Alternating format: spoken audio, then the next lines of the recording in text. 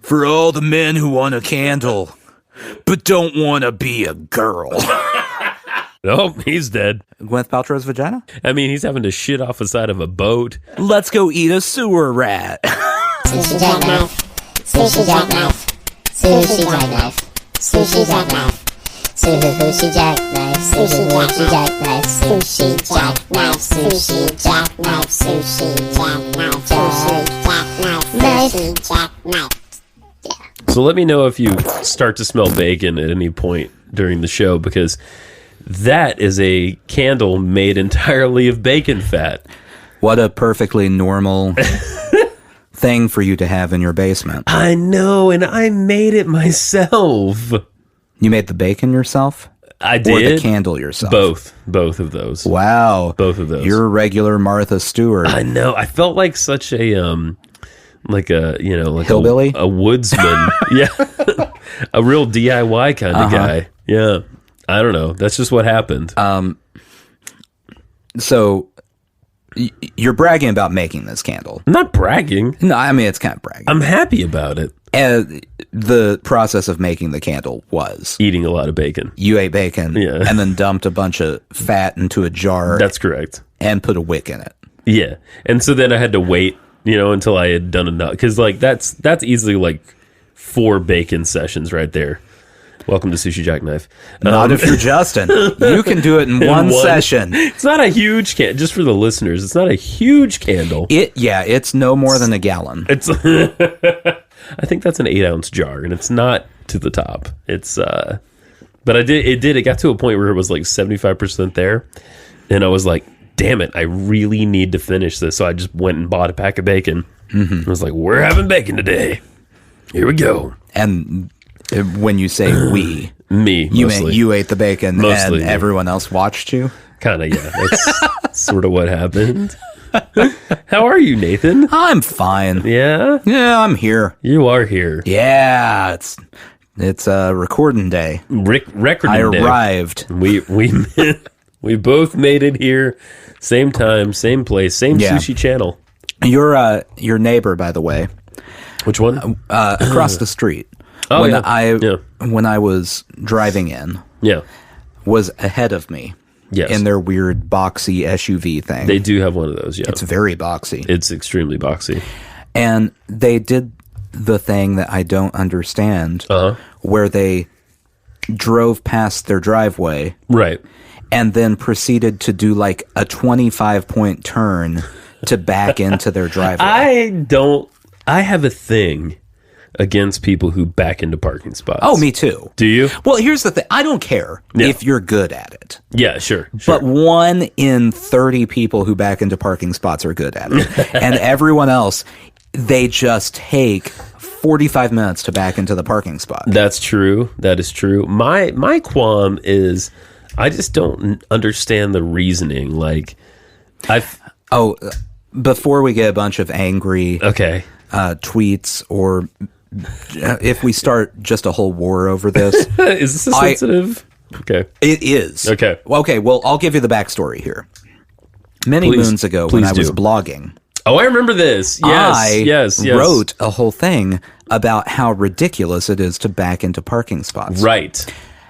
Years after I stopped blogging, I was still getting angry replies from strangers who randomly stumbled upon this on the internet, going, "It's safer! It's safer to pull out of a parking spot than back out of it!" But my thing is, like, but you have to back into it. Yeah.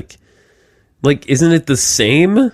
I don't know. I always think people are. I have a really good friend who does it. And I like my neighbors, but if I see just someone I don't know backing in, I just assume they're a douchebag. That seems pretty likely. And a lot of people that do it have like super expensive cars. I'm not even gonna say nice. Like, my car is nice, and it's a normal car. They have that Mercedes where you're like, why do you what do you need that for? Why did you spend 60 grand on a car that does the same thing as the 30 grand car? Exactly. Like, can it possibly be that much better? We're not car people here. No, neither of us are car people. Maybe it is way nicer, but for me, just seems like a more expensive way to move down the road. Right. I think, interestingly, for our friendship, though, that was something we bonded over early on. Mutual hatred for people who back into parking spots.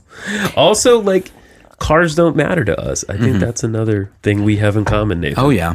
Yep. Currently, I have a scrape on the driver's side of my car where someone... I was at the gym and I came out and someone had clearly like scraped against the side of my car backing out or something. Like they didn't key you. They like, no, it's like one line. Okay. I don't know. Maybe they did key me. I don't know. I still haven't even looked to see how much it costs to get it painted because I'm like, I don't care. It still works. Right. It doesn't keep me from opening the door. It's all about function with cars, for me as well. Maybe I did get keyed. Maybe it was someone in the gym. You do have enemies. That was very angry at me. Do you have enemies at the gym? They might. I might. Have you ever... Okay, let me ask you this. Have you ever had a conversation with anyone at your gym? I had a conversation this week with the person at the front desk. Besides, like, another patron of the gym? No. People don't talk at the gym, right? No, like, that's a... You don't want to do that. That's a rule. Okay, well, think about it like this. Okay. You're going to a room full of people who are sweating. Yeah. Probably farting. Oh, I assume they're farting. Yeah. Yeah. And that's why they came to that room. Yeah. Like, that's the whole reason. That's not talking time. No, I agree. Hey, you look sweaty. Working hard. And boy, check out those pits. You're doing it. Like, that's not conversation time. It's the worst possible environment to hit on someone as well. Like, I can't think of a worse place, besides a funeral, maybe. Like... But even if it's not a close relative's funeral, then But see, there are.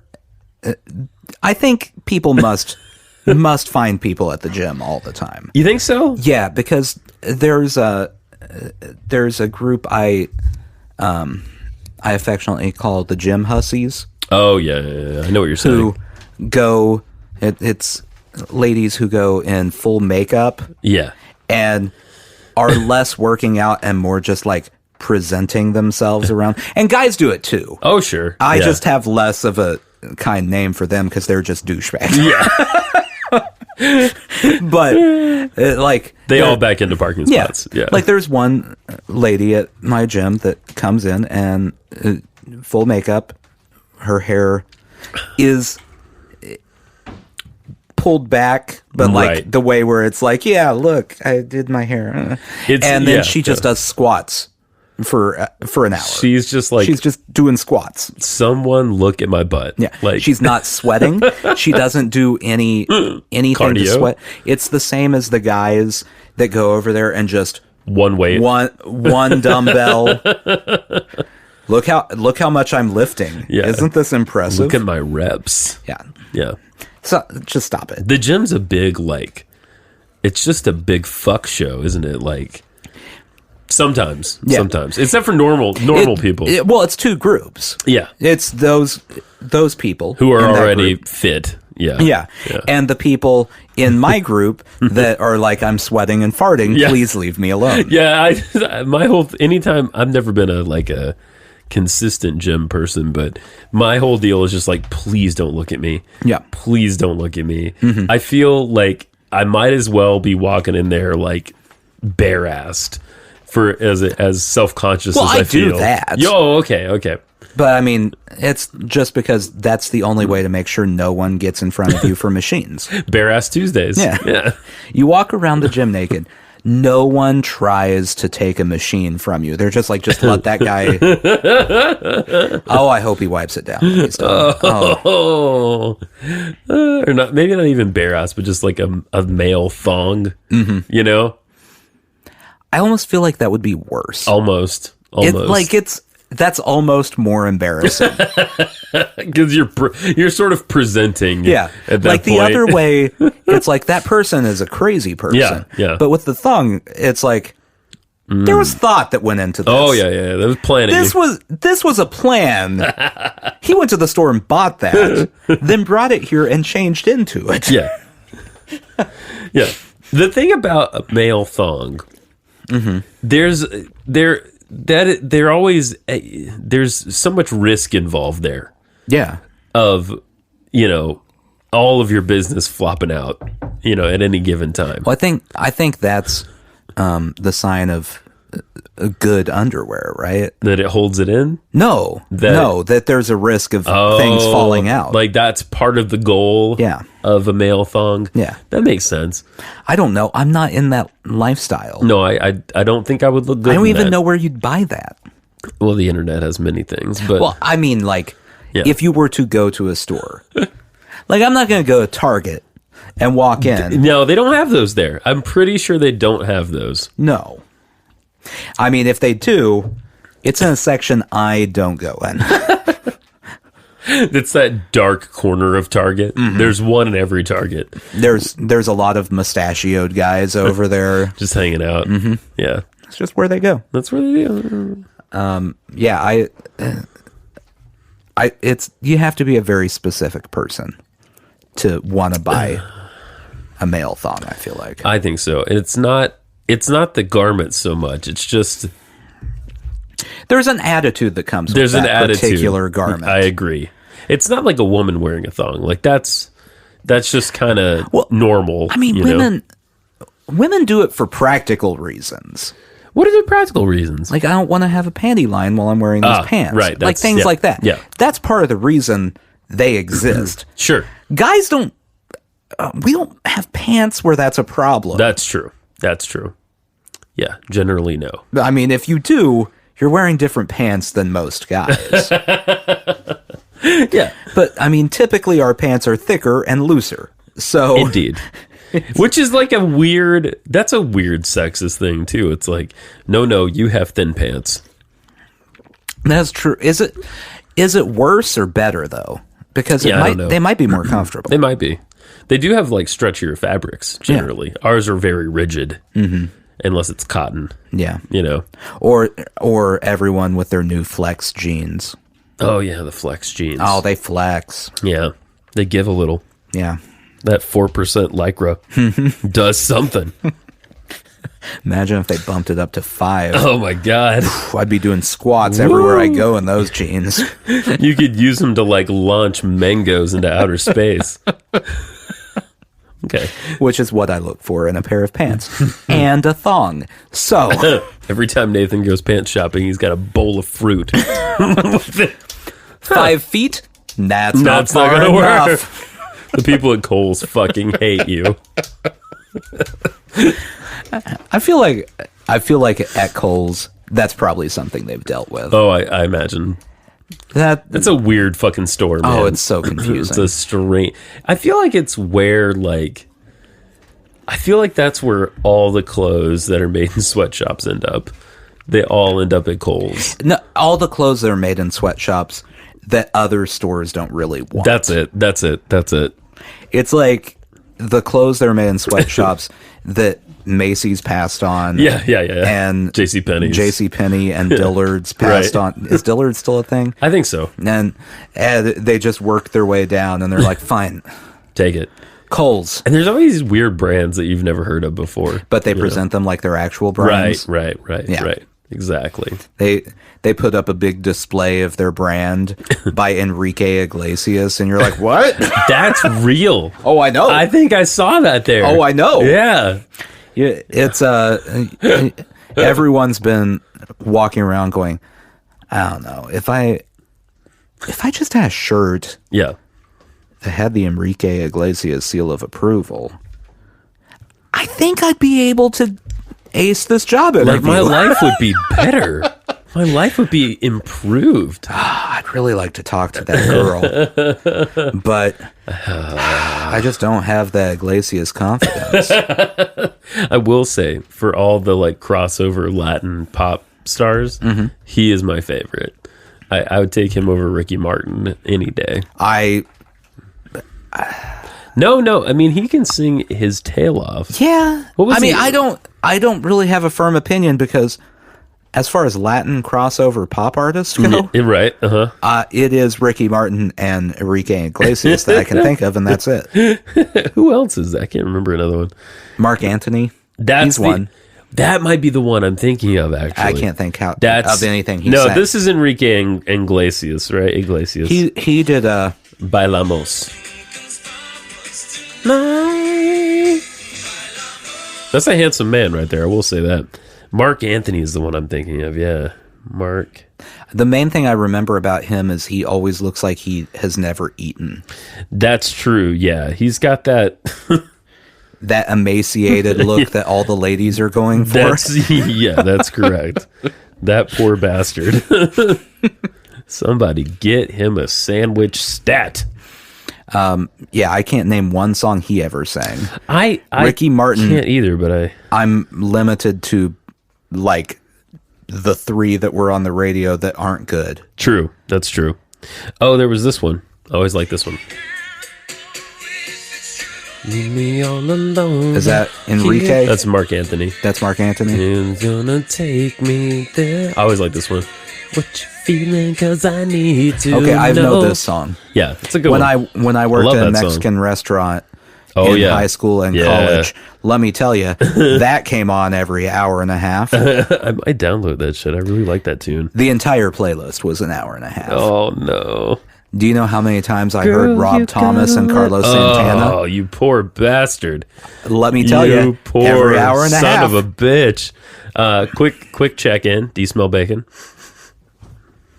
There's a real hot debate happening in my house right now, whether it smells like bacon or not. Not really. Right? Only if you like smell it on the candle. If I know what it is, Yeah. and right there when I was close enough that I felt the heat on the bottom of my nose. Right, like you could have burned your mustache. There was a hint of bacon, Right. But really, it's not even a hint of bacon as much as it's like the smell of after you cook bacon. Yeah, that's what it is. It's not bacon. It's like it's that grease. Yeah, it smells like grease. Kind of gross grease smell, actually.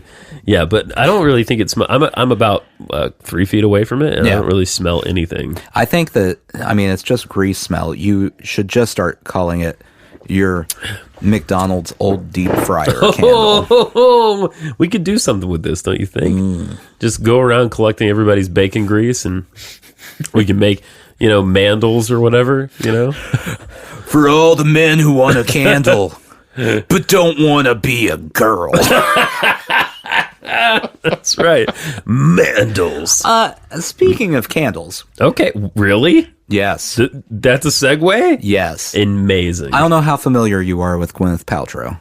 Somewhat. Or Goop. Are we going to complain about Goop now? Okay.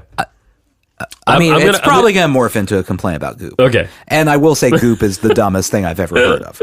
Have you heard about the candle she's sold on Goop? No. What's it smell like? You're the suspense is killing me. Let me pull it up. I don't want to. Smell like Chris Martin's balls or something? Like what is you are so close. Really? Is it a vagina candle? This smells like my vagina. Oh my god! I knew it. That was my guess. It's sold out on her website.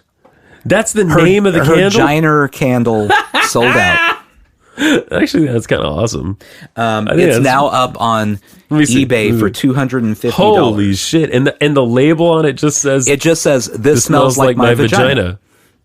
Gwyneth Paltrow. It doesn't even say Gwyneth Paltrow. Oh, so we're assuming that this message is from her. It could be from anyone. So okay. With a vagina. This is I'm surprised we've never talked about this.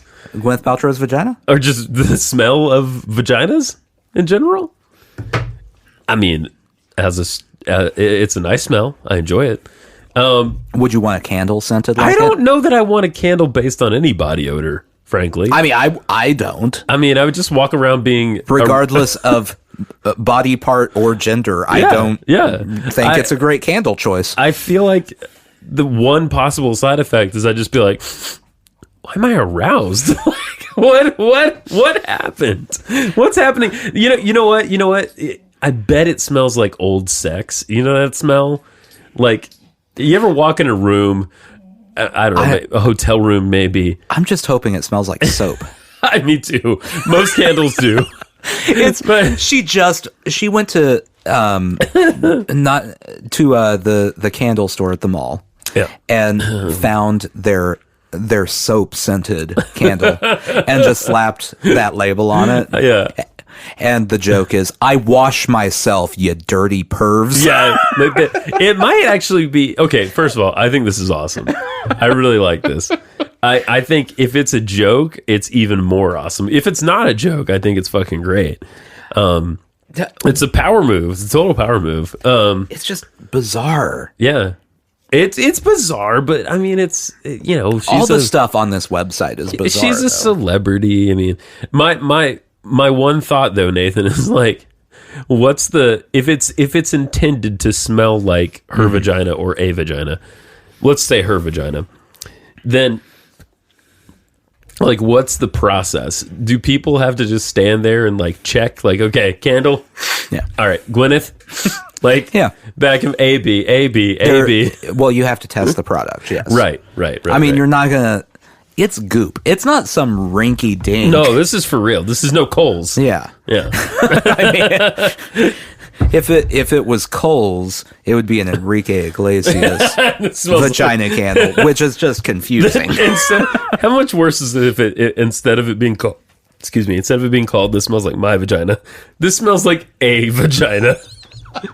Like, just one word makes a big difference. Articles are important, kids. Like, know your articles, because I if I had $200 to blow, right, I could buy a candle. $250. If I had $250 to blow, which I don't, I would consider buying a candle that smelled potentially like Gwyneth Paltrow's vagina or someone at Goop's vagina, but like a non-specific one. That just brings a whole other level of what the fuck.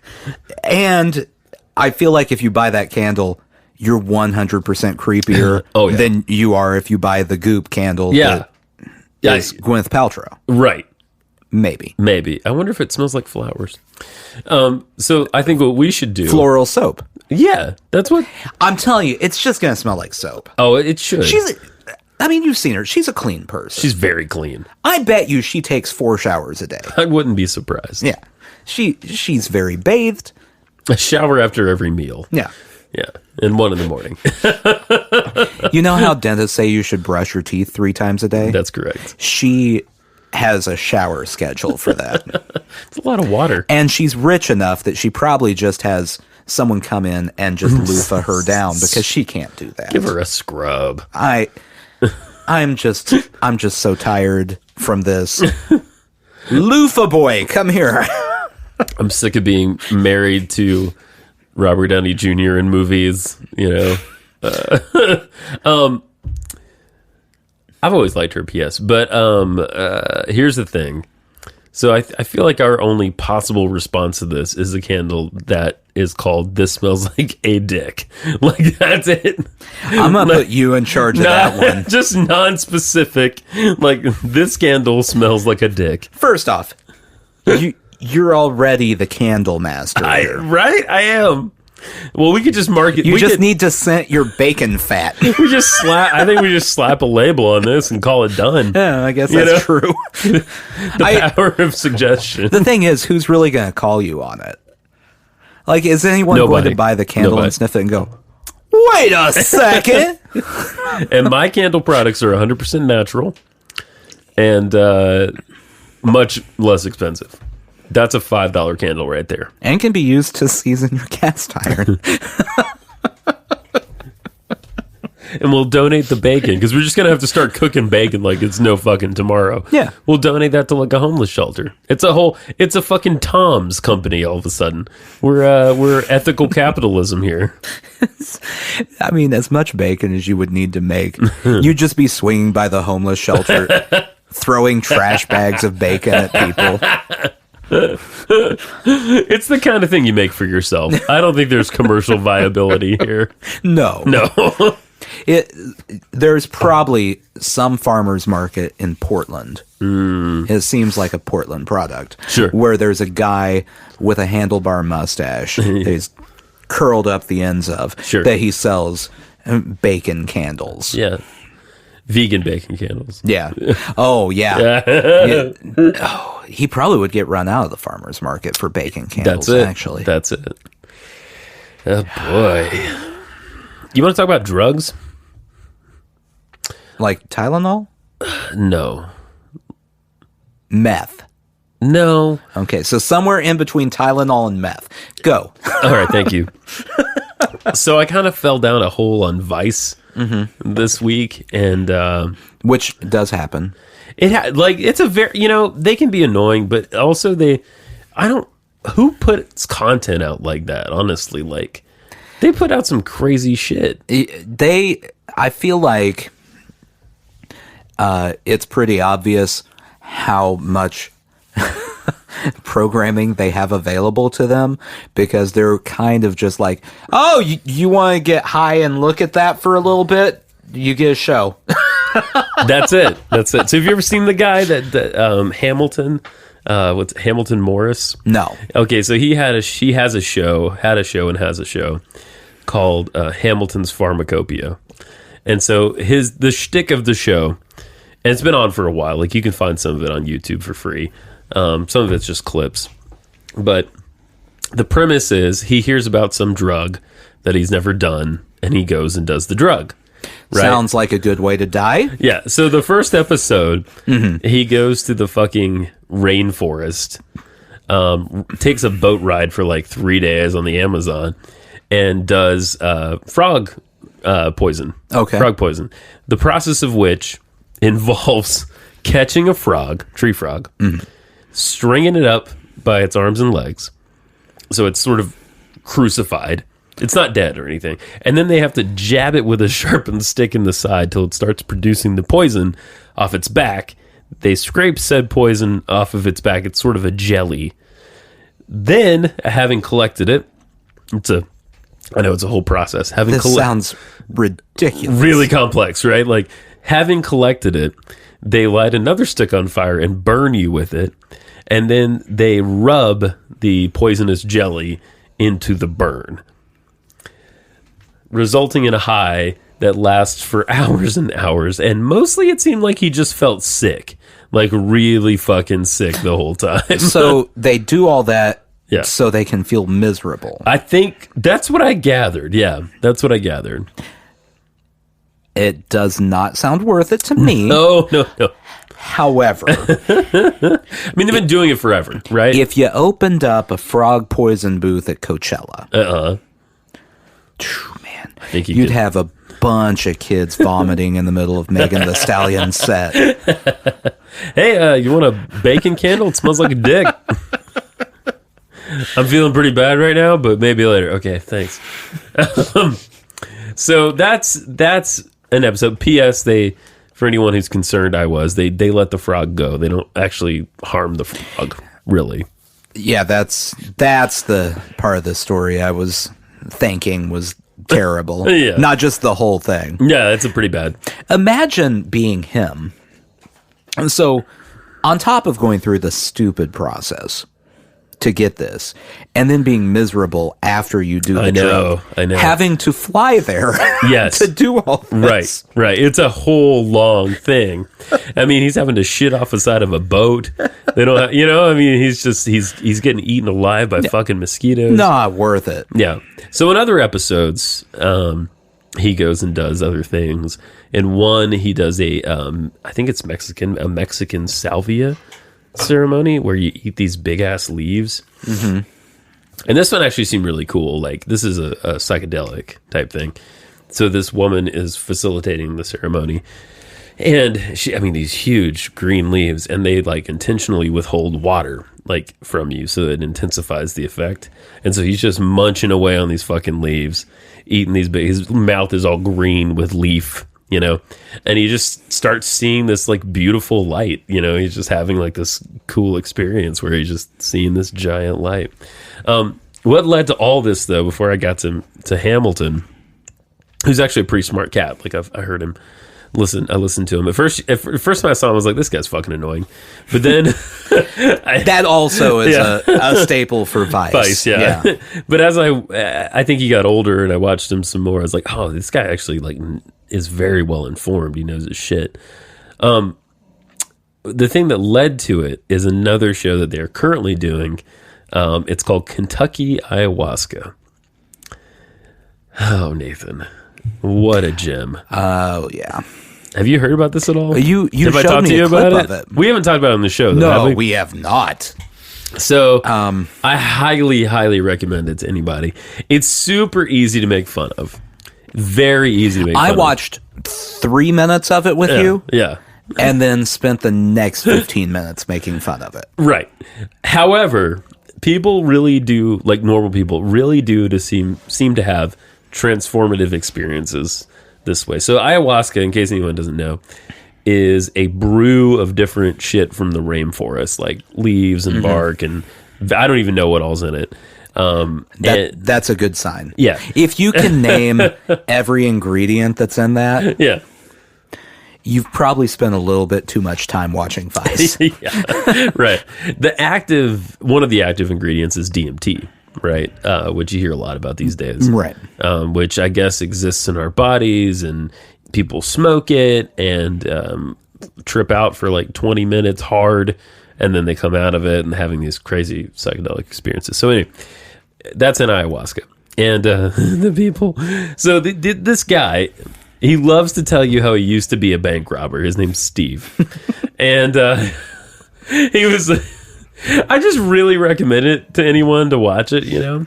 And this is what's hard. He's like, you know, the intro, he's like, you know, ayahuasca is a Schedule 1 substance, just like heroin and marijuana is Schedule 1, which is stupid anyway. But Yeah. it's not... Marijuana is not nearly as risky as heroin. Oh, no. They're a little bit different levels. A little bit different. So ayahuasca is also a Schedule 1. You go out here he has this, it's actually a church. It's like a Native American church is what it's called or something, to participate in the ceremony. You may puke or shit. He loves to say that. His favorite word is shit. He's like, he helps people work through their emotional stuff though, you know. They had on a mother and son. The mother had chronic pain. The son had done the ayahuasca before, and he was an addict. Like it's like psychedelics seem, from what I've learned recently, it seems like ayahuasca, mushrooms, things like that are non-addictive, and they actually help people kick like more serious addictions to like opiates. Well, and stuff. depending on what it is. Yeah. It kind of rewires your brain. That's it. It's like a reset. Yeah. I can't think of the guy's name. The guy from Harvard that experimented with acid. That invented it, or No. Timothy Leary? Yes. Yeah. Like that's one of his things that he was researching is like it does kind of just like reset. It's like a hard reset on your brain. That's what these people seem to say. I've heard of people researching like the effects on PTSD. Yes. With soldiers coming back. Right. And it has helped. Right. And we're in this interesting period right now because research has resumed using MDMA. Yeah. And other and psilocybin mushrooms, you know, magic mushrooms, on all this stuff, on depression, on addiction, and lots of other problems. And they're having kind of amazing results from what I've heard. I think it's really interesting. I mean, the Kentucky thing is you know, it's kind of wild. You're out in the woods, and it's this dude who loves to tell you how he was a criminal, and you know, and you're fucking tripping out and throwing up a lot or pooping a lot. And I'm just saying, there's no way, regardless of the effect, that you are going to introduce me to that man, and go, no. So he's cooked something up in his crock pot. several crock pots. Yeah. He has a whole counter full He's of crock got like pots. 4 or 5 crock pots going. It's gonna change your life. Just drink this terrible tasting tea. Right. No. And a lot of people, like, they call it the purge, right? Like, people do puke their fucking brains out. Yeah. And they do it 2 nights, right? So the first night they give you like a lower dose, second night a higher dose. And people have real transformation. I mean, it's weird because at the beginning of like last week, I would have never thought I would try something like that. But now I'm like, yeah, I could try that someday. The thing I always wonder with stuff like that, like it's different when it's a real, like PTSD, real brain issue, right? As opposed to just like I've been addicted to things, whatever. How much of it is psychological? Well, some of it, but I don't even know that it matters. Like if it works. No, I know. Yeah. I'm just like you want to know from a research kind of. Yeah, like how much of it is kind of a placebo effect situation? Could be. I mean, it could be, and it could just be the fact that it takes you through this process. You know, because I feel like if you were to go into it, thinking I have this serious addiction, this isn't going to do it. Right. I mean, I don't know, but I feel like it's not super likely that you're going to get done with that experience and go, no, I'm not addicted anymore. Yeah. Well, see you later. Right. And I don't think it's like an immediate cure, but like it seems to help. The other thing the research points to is the environment you're in is really important. So a lot of the research they did with psilocybin, for example, people were in a structured environment. Like they're at a clinic, someone's guiding them through the experience. And I think that's important. It's not like you go to a party, take mushrooms, and then you know what I mean? Like you're drinking and dancing all night. Yeah. And you know, and then you get done and you're like, wow, my life's really in order. Right. That's not I think you have to do like you have to do it in the spirit, of the thing. Right. And I feel like anything like that, you have to buy into it before you jump in. Yeah, maybe. maybe. To get any real effect. Like that's how I know something like that wouldn't ever work for you. Probably benefit me. Yeah. I'm too much of a skeptic for it. Yeah. I'd go in the same way I did when we did a tarot reading or anything like that, where I'm like, all right, let's see what this is about. What about the, what about the actual like chemical effects though? Like, I mean, you don't have a major addiction. No, that's a separate thing. Right. Like I know that there's probably an effect, but I would think you have to psychologically. Yeah. If you're an addict, because part of it's psychological. Well, with addiction. Yeah, absolutely. Like there's brain chemistry. Sure. But there's also part of it where it's just, this is who I am, this is what I do, blah, blah, well, and that you have to get past. Right. And I think, particularly in the Kentucky Ayahuasca thing, those folks are there guiding them through the experience. Yeah. And they're, this man and his wife, who was also like a criminal or something, she's reformed. They're both reformed. Excuse me. But they definitely like do pseudo-therapy with people while they're high. Like they help them identify, problems in their life and how they help them own their decisions. I'd like a follow-up episode. Yeah. They do a little check-in at the end with, it's like 3 months later. Okay. How are we doing? So that's something. How are they doing? Are they all better? No. Okay, because that's how I know it's a complete bullshit show. If they go check in and everyone's like, wow, since I did that. Yeah. I'm perfect now. Like there was a guy who was hardcore addicted to opiates. Yeah. Young guy, like our age. Hardcore addicted to opiates. Was on, I forget what the thing is called. It's some other thing they give you when you're coming off of opiates to help reduce the cravings. And I don't remember what it's called. I think it starts with an S. Anyway, he was depending on that to keep from going back to doing to doing opiates or to transitioning to heroin, which a lot of people do. Right. When they can't get pills anymore, they get heroin. So he was able to come off of that, or at least like cut down his use of that with the cravings after doing the ayahuasca. So it wasn't like a home run. Right. But immediately after doing the ayahuasca? Immediately. Okay. Yeah. It wasn't like 100%. It was, but he was making progress. Yeah. Right. But, and I guess the thing with the ayahuasca is you're not doing that if you don't want to change, which is the main hurdle there. Right. Yeah. You're right. That's true. Because, I mean, you can want to, like, you can get rid of all the chemical addiction you want, but if you don't really buy into stopping right. doing something. And don't you think there's some kind of power in just a ceremony like that as well? I mean, depending on the person. I don't think that's for everyone. If you buy into it. Yeah. Like the act of doing something right like that, going through a process. It's not, it's like a marker, it's like how they often say for like modern Western culture, like we've lost a lot of our traditions, like a lot of people have traditions where they transition from girlhood to womanhood or boyhood to manhood, right. Stuff like that. Like we don't really have that. You're just, you're 18 now. You're a woman, you're a man. Mm-hmm. Go. Well, it's like AA. Yeah. For people who have alcohol dependency issues. Yeah. Some people, that is very helpful to have the ritual, the meetings, the chip ceremonies, things like that. Right. Other people, it doesn't really do anything for them. Right.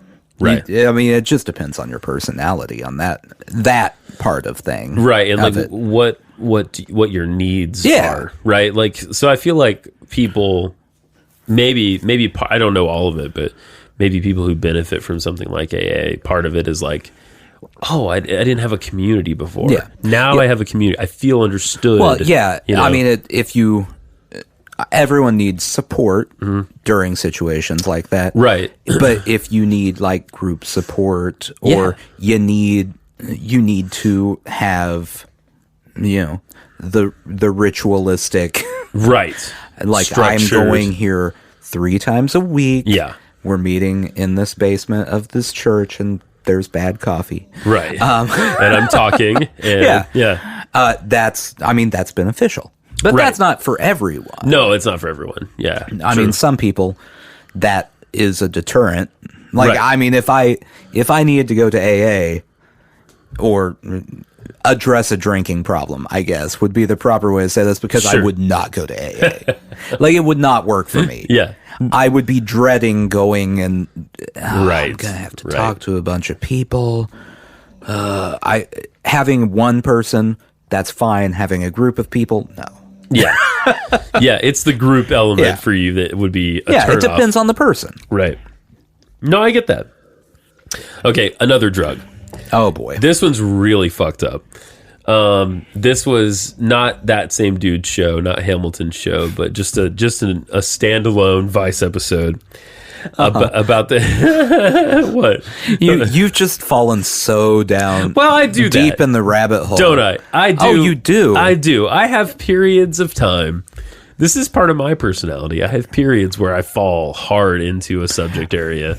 I'm just hoping that this isn't like other times when you've gotten super into one subject matter. Yeah. I'm going to come back next week and there's just going to be piles of a variety of drugs all over your counter. No, it's not quite like that. No, snort this pill. Yeah. Like, what? It's not like absinthe. It's not like some of the other things, I did buy this is a rare Brazilian leaf. Right. If you eat this, your poop's going to be blue for the next week. It's crazy. I got it on eBay. But I did, just full disclosure here, I did order some like mushroom supplements. They're not psychoactive. They're like this edible mushroom, but supposedly it's good for your brain or something. Oh, that's nonsense. Well, I'm just... I know. I know. We'll see how it goes. You know me. I'm the skeptic of the two of us. Yeah. And that's nonsense. There have been clinical trials on this. And, just say... Oh, there's been clinical trials. By who? Who did the clinical trial? Someone respectable. I don't remember. The person selling the mushrooms? Maybe. It's a good point. It's a good point. Do you eat this? You feel better? All right. It worked. Hey, check mark. Tally one up. What about you? How you doing? Oh, he's dead. He's dead. It doesn't count. Don't put it on the board. Yeah, we just don't mark that down.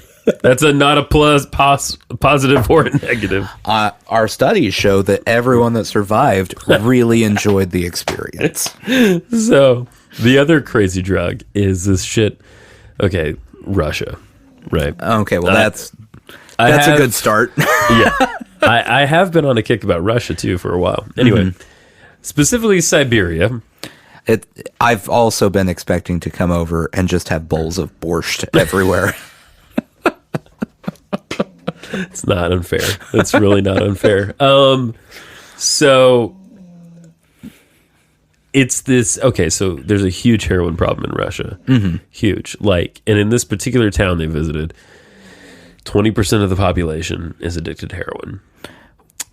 Or uses heroin, whatever. Which they live in Russia, so it's kind of understandable. Right. Which I guess what happened is, when they invaded Afghanistan in the 80s, and there's, massive poppy fields in Afghanistan, a lot of the Russian soldiers brought it back. Like, they got addicted to it over there, and they brought it back, and then it just spread throughout the country. Anyway, so for people in Russia who can't afford heroin, there's this other shit called Krokodil. Have you heard of this? Oh, yes, I've heard of this. Because you know where else it had a little bit of a Kansas? A boom? No. Where? Florida. Oh. Of course. God.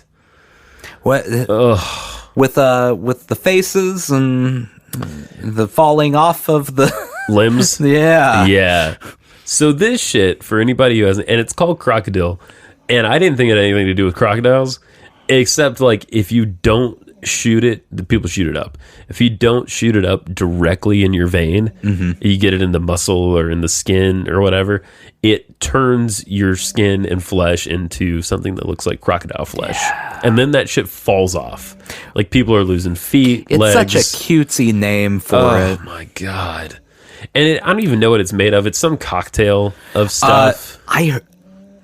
When they were talking about it, this was a few years ago in Florida, that there was a big crocodile boom epidemic. They were talking about it on the news, and I'm pretty sure there was paint thinner in it. Oh my God. Nasty stuff. The stuff you should be injecting directly into your body. Right. This stuff is... I feel so bad for these people. And a lot of these people start doing shit like that over there when they're 14 years old. There's such desperation, And, prostitution is huge there too, because that's one way to make money if you're addicted to something. Right. And they had a couple people on, these two brothers who had done it. They didn't lose any limbs, but they did enough of it to where they had difficulty speaking, they had difficulty walking, they were just kind of gone. It's bad shit, man. It's bad shit. I'm trying to look it up here, which I'm probably going to get flagged by the NSA for this. The first thing it pulled up was the National Helpline for the Substance Abuse and Mental Health Services Administration. That's good. It's an opioid derivative of codeine. Oh, okay. It's also referred to as Russian magic. Oh. Another adorable name for it. Right. So, apparently over there, I don't know if it's the case here, but over there you could buy everything you needed to make it from from a hardware store, from a pharmacy. Oh, here we go. Yeah. Krokodil also refers to chlorocrodide, a codeine derivative in the synthetic path to blah, blah, blah, whatever. Yeah. Homemade versions start with codeine and can be cooked similar to meth. Organic solvents such as... No. Are you ready for this? No. Gasoline, paint thinner. Oh, God. Lighter fluid, iodine, hydrochloric acid, and red phosphorus from matches Oh, shit. are used in the homemade synthesis. Oh, my God. Kids, don't do that. No, please don't. Come on, find something else. Good God. Gasoline. It makes meth sound a little better. That's how bad. That actually is true. You know, like, It's not better. It's really hard to make a pro-meth argument, but if you went, your only two choices, gun to your head, are meth or Krokodil, it's like, okay. Yeah. Fine. I'll take the meth. Jeez. It does make sense that it blew up in Florida. Florida's the only state that would have a huge epidemic of a drug that involves injecting gasoline directly into your body. Florida, the Siberia of the United States. At it once again. Oh my God. Is that guy going to go try that for Vice? I don't think he is. He seems like a smart enough guy, you know. There's like no fucking benefit to that. You know, like he gets high off of HIV drugs at one point. He gets high off of that's just annoying. Those are right? expensive and people need those to live. Yeah. He gets high off of all kinds of shit, but some kind of like fermented fish or something. I don't know. I haven't watched that yet, but I don't think he's going to do Krokodil. I can't see that happening. You know what this really is? It's a show where a guy just goes and gets food poisoning on every episode. That's what you're watching. It's like the Travel Channel mixed with like he does. He seems like he gets sick a lot. Like a lot, yeah. Nathan. Oh man, there's an underground community here in New York where people are getting high off of sewer rats. Let's go eat a sewer rat. He seems like the real life, like in some ways, not completely, but in some ways he seems like the real life version of Stefan from SNL. Like, this cat will do fuck anything, you know? Oh, Krokodil's all the rage right now. Yeah, New York's hottest club is Krokodil, Crocodile, Crocodile. Oh my God. I really would like to be. I want to sit in on the pitch meetings at Vice. A fly on the wall. Yeah, just because I assume they go like this. Hey, so I've got an idea for a show. I'm going to try drugs. Okay, we're good. We're good. How much money is it? Whatever. We'll work it out. Just start filming. Next. It also seems like a lot of one-upping could be happening. Yeah. It's like, no. I'm going to go do this other crazy-ass thing, you know? Well, one of their first shows on the network. Yeah. I don't know if you're familiar with Action Bronson. Yeah, slightly, yeah. Okay. So he had his cooking food show on there. Right. But his other show was just him getting high and watching Ancient Aliens. That was the whole show. I did see an ad for that. Yeah. Just him watching Ancient Aliens and going, that doesn't even make sense. And then that's the show. Would he just get baked? Would he smoke weed? It was him and a guest. And then they would just roast Ancient Aliens for half an hour and you're done. I love that. That's so great. They clearly put no thought into their programming. Yeah, pot's not a big thing for me, but it might be kind of fun. We've never smoked pot on the show. We don't really smoke pot much, but yeah. No. Yeah. No? No. Not gonna do it? No. You think it would descend into I'm not our vibe? No. Not our vibe. I'm too old for this stuff. I'm not. I'm more to like the hey, let's just go down in the basement and pop an osteoporosis pill. I got a fiber gummy. Yeah. Yeah. No, I feel you. Oh man, I'm buzzing on some B12 today. Meow. Sublingual all the way. Woo! I think I'll get through the afternoon. I did feel justified though, because you remember my crazy experience on an edible, right? Yeah. The one time I had an edible. Oh yes. And I thought I was going to die.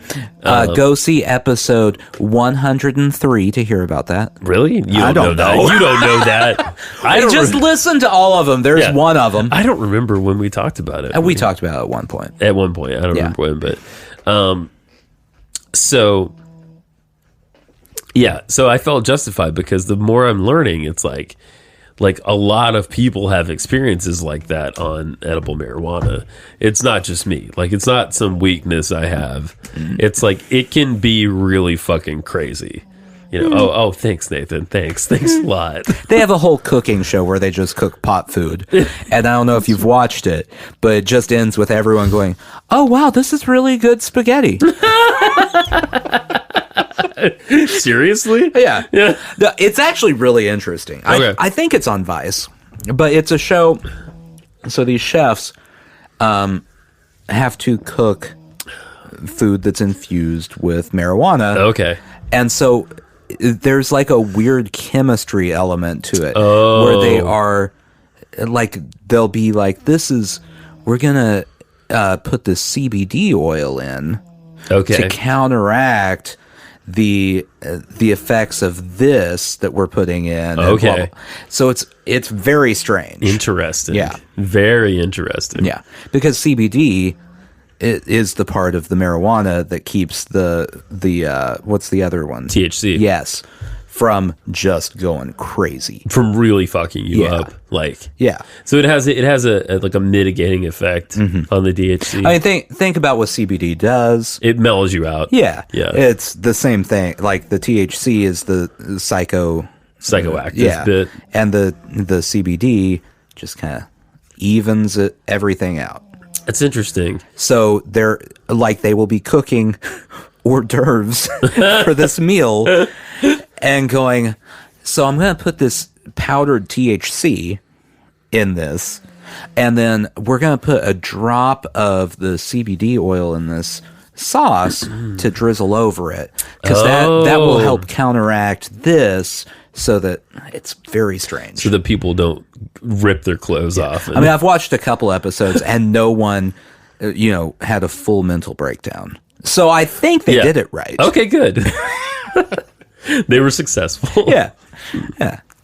CBD has just exploded. I mean, literally, like, people I work with just go outside and smoke it, and it smells like weed. And I haven't quite gotten over it yet. It's really, the whole thing's weird to me. Can I tell you what the weirdest CBD thing is to me? Sure. I mean, I like it. I've tried it. Yeah. I don't have anything against it. Yeah, nothing at all. But to me, it's still like, this is weed. Like, it's not. It's not, but it's adjacent. Very much. But then, so my parents have 3 dogs. Okay. That are all getting older. Sure. Have hip problems, whatnot. Right.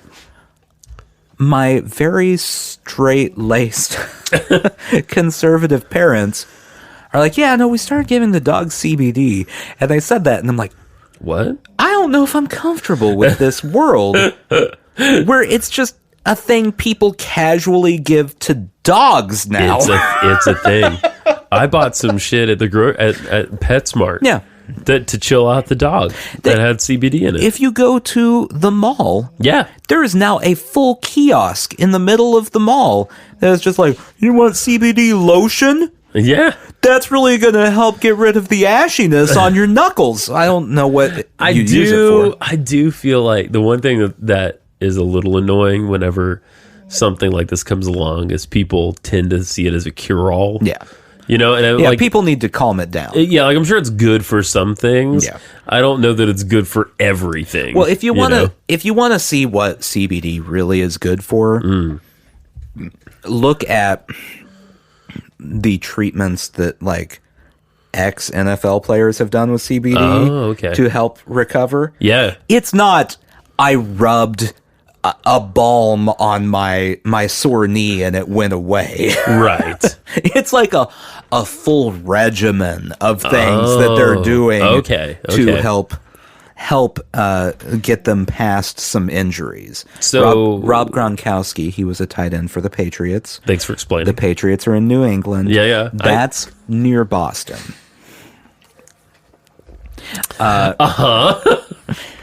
Retired. Okay. And now he's a spokesperson for a CBD company. Oh, okay. And first off, that's very scandalous because in the NFL, right, you can't endorse anything, right, even near marijuana is not allowed. Okay. I think that if they found out you were using CBD, you would get a suspension. Wow. But he's retired, so he doesn't care. Whatevs, yeah. It's like a full, like he was talking about what he's been doing with it. It's everything. It's, drops, it's supplements. It's, wow. Every conceivable way to get it in your body. Yeah. Yeah. Rubbing it, like you have the lotions and stuff. And it's not the, like you can go buy the CBD stuff at Trader Joe's that is 25 milligrams or whatever. Very small. It's not the hemp-based stuff. Yeah. It's the stuff. Real shit. They probably do. They probably have CBD, like, suppositories. No, probably. Like, hey, stick this weed up your ass. Well, you see, so, like, you'll look and you'll see, like, the hemp-based stuff, and it's, like, the 25 milligrams. Yeah. The stuff he's using is, like, 1,000 milligrams. It's like... That's the stuff. Yeah. Yeah. So, you have, now that it's popular, you have the same people who, are going to wear the natural crystal deodorant. Right. Right. That doesn't do anything. Yeah. Going, this really helped me. And you're like, that's not even a thing. You paid $5 for a bottle of water. Like that's... or the CBD infused coffee at coffee shops. Yes. Like, unless they're putting a lot in there, you're not getting that doesn't do much. Right. Right. You won't experience a magical change in your physical being from the 2 drops of CBD oil they dropped into your latte and charged you $8 more for or whatever. Yeah. If you do, that's a weird problem. Your body's way too reactive. So grab yourself, whatever your preferred crazed drug is, whether that's Krokodil. I think we got a lot of Krokodil listeners. You think so? Oh, I hope not. Oh, that would bum me out so bad. Yeah, if I found out that people were just literally falling apart listening to this podcast. Oh, man. Yeah, imagine what that would do for our reviews. It would be harder to click 5 stars when your fingers fall off. Sushi jackknife. Sushi jackknife. That's so fucked up.